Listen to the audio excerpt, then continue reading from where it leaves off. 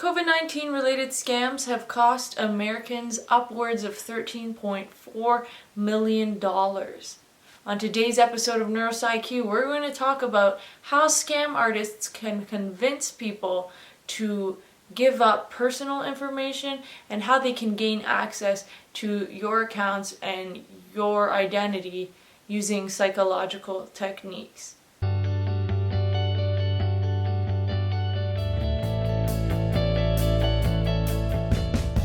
Hey everybody, and welcome back to the channel. As I said earlier, today we are going to be discussing the art of the scam.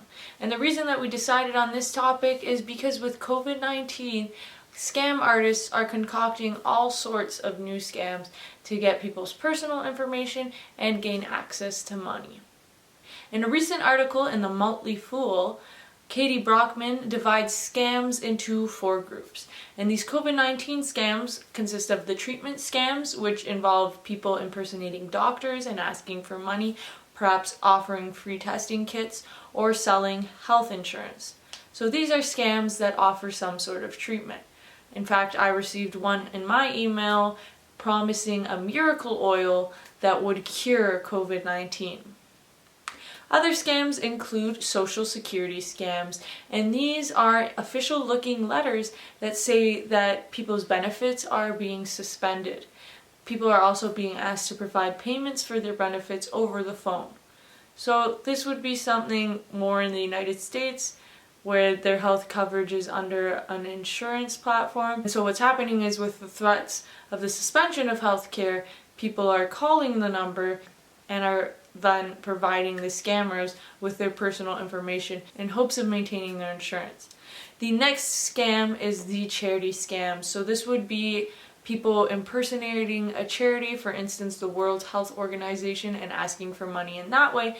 And lastly, we have one of the most popular ones, which are phishing scams. And these would be emails that appear to be legitimate but provide links that are maybe malware for computers, or they ask for personal information that you provide them, but then that is used for illicit practices. Well, one example of a phishing scam that I also received along with the miracle oil scam was a scam that promised a work from home opportunity. So if you're getting these in your inbox, be mindful of where they're coming from and make sure before you start giving away your personal information, you try to think about where exactly this is coming from. Now, you don't have to be gullible to fall victim to a scam. It happens to the best of us, and the reason being is because scammers turn to the corruption of our heuristics. And what heuristics are problem-solving strategies we have that enable us to make quick decisions. These, however, while they help us with day-to-day functioning, can cause us to fall for scams.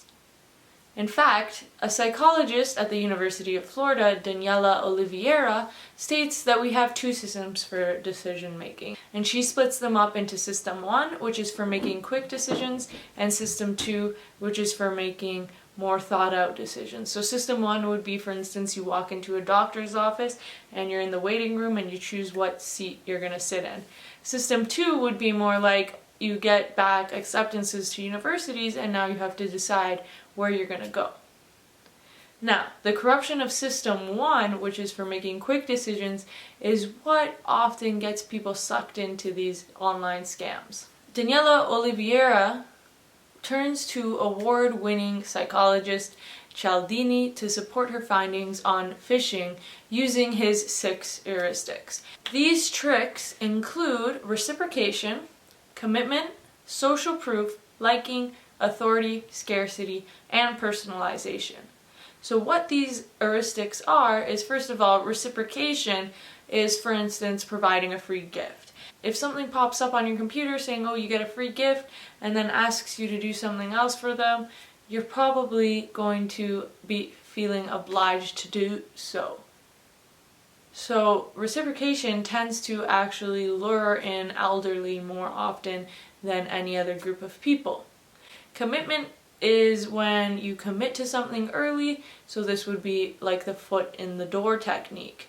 For instance, the scammer would ask for something small in the beginning and then their demands start to get larger and larger.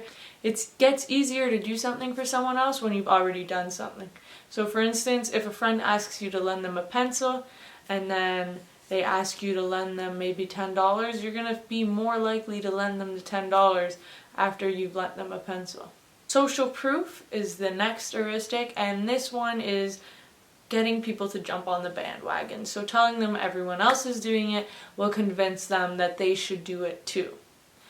Liking is more for face-to-face scams, but it can also be on phishing scams as well, and this tends to depend on the person delivering the scam. So if they are good looking, if they have similar interests to them, basically their attractiveness, their sense of humor, their likability. Authority is the most successful lure. And this is when you use appeal to authority. So for instance, if you get an email in your inbox and it says it is from the World Health Organization and it looks legitimate, then you are more likely to fall for the scam. Or if you get one that says it's from the police and it says you have a speeding ticket and then you have to give away all this information, that's another appeal to authority. Authority figures would be things like doctors, lawyers, police officers, the government. So be aware of that. Scarcity is the most successful lure for younger people, and this is the appeal to the fear of missing out. So telling people that this is their last chance or there are only a few available will make them more likely to fall for a scam. So this could be, for instance, sending somebody a link, a phishing link, and saying you have to click on this link to get this product, hurry up, there are only a few left, and that is how people fall for phishing scams. Finally, the last one is personalization, and so if a scam is made to appeal to that individual, they are more likely to fall for it again, because if it's personalized, it will lead you to trusting them. For instance, if you get an email that has your name in it and they know things about you, then you're going to think that it's a legitimate source. Now, Dr. Oliveira adds her own heuristic to the list as well, and this one is called perceptual contrast. So this would be putting two things side by side to make one seem better than the other. For instance, if a salesman is selling you a car and they show you the really expensive one and tell you its price, then they show you a not so great car, but the price is a little bit lower, it's going to seem better to you, even if it's a bad deal for that car. All these heuristics make us susceptible to social engineering. And so social engineering is getting people to do what you want them to do. Now, with that being said, Daniela Oliveira has done many studies on the topic. She tends to look into phishing as her choice.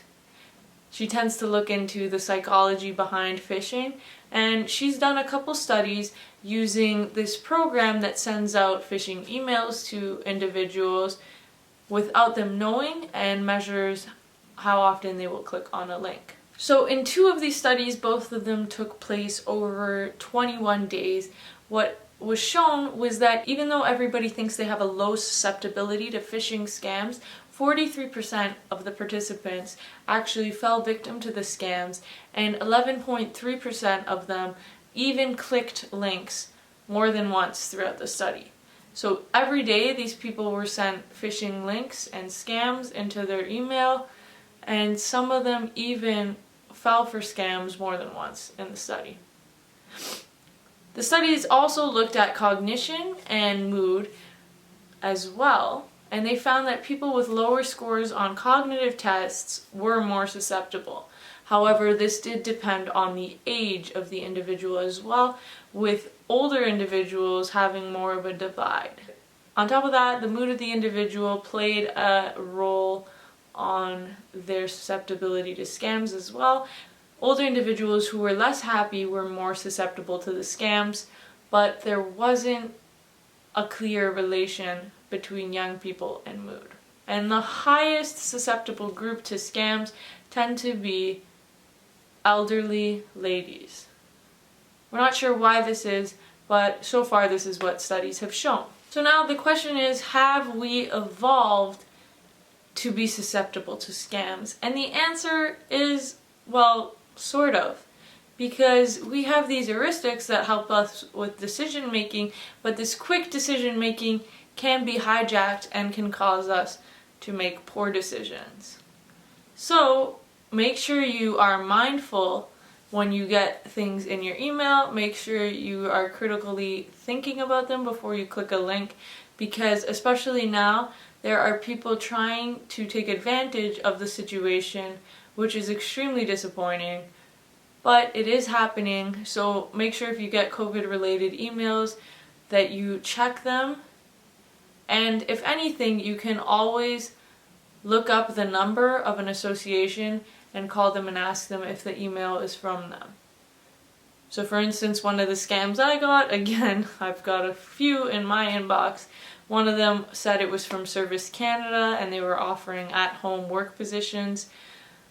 And it looked like a scam just from the subject line, but I opened the email just to see what it was. Since it was signed Service Canada, if you wanted to check to make sure if it was actually a scam, what I would do is look up Service Canada's number and contact them directly before you click anything in that email.